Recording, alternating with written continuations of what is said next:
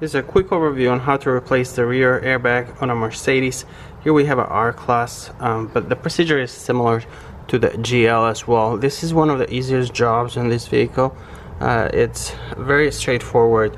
Once you jack up the vehicle, make sure you jack up with the jack points right down there, and then also secure the vehicle with jack stands. Don't rely on just the jack. Then you come up here, and then you have the airbag.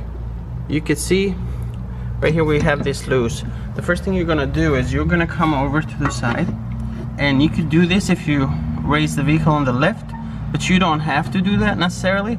Rotate this airbag just a little bit, and then you'll see the airline comes off to this side here, and then you loosen up this nut right here. You can see that with the O-ring. You want to make sure that O-ring, if you've got a new one, replace it, but if not, reuse this one. Don't over tighten that because then it can get damaged. But you loosen that slowly, it will release the air.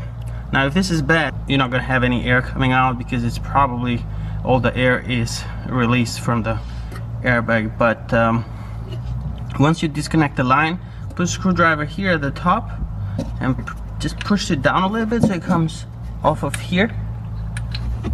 You can see this right there. So once that happens, then you just turn it a little bit. There you go. You can see that came right out. Very easy at the bottom. There's no screws, there's nothing. It just sits in there. This is the top. Now on the top, when you reinstall the new one, just in reverse order, make sure that you still have this plastic here because it just kind of aligns it a little bit. But other than that, you take the new one, push it down there, and then align it there, align at the bottom, and then slowly lower the vehicle. Then you're gonna have to start it, and then you have to wait a few minutes for the airbag to fill up with air.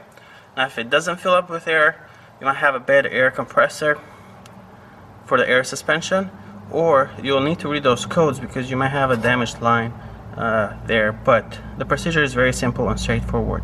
Thank you for watching.